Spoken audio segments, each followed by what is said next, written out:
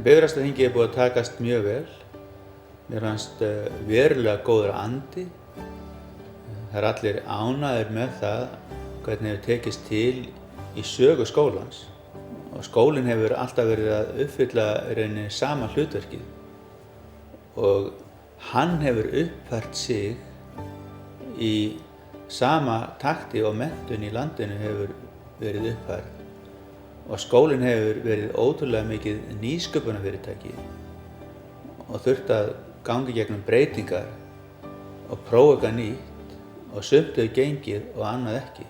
Og bara á síðustu árum að þá það þannig að síðastliðið haust eru 70% eða nálægt því af nemendunum sem koma nýir inn í skólann að fara í námslínur eða námsfyrirkomulag sem var ekki til fyrir 4 árum síðan.